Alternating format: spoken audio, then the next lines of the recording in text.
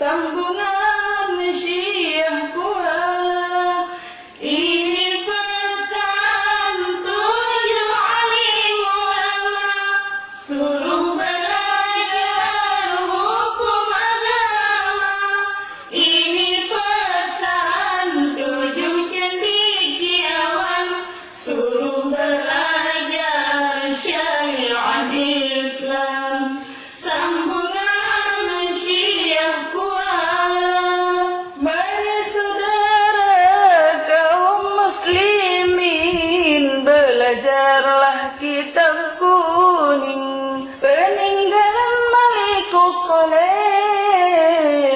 Belajarlah kitab kuning, Peninggalan Malikus Saleh. belajarlah kitab kuning, Peninggalan Syiah Kuala. belajarlah kitab kuning, Peninggalan semua ulama seram di Mekah. belajarlah kitab kuning, Peninggalan Syekh Abu Ya Hasan Krungkale. belajarlah kitab kuning, Peninggalan Syekh Abu Ya Mudawali Al-Khalidi.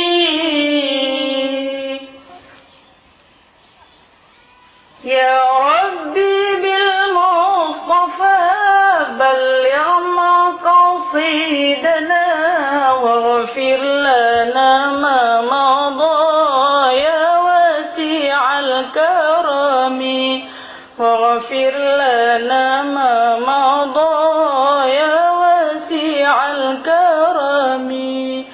Sampaikanlah niat kami dengan berkat Nabi pilihan.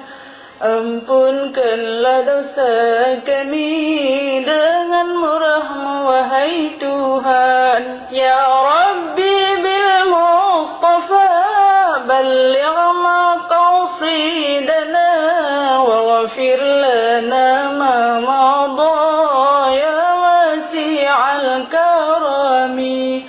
واغفر لنا ما مضى يا واسع الكرم. Sampaikanlah cita kami dengan berkat Nabi pilihan.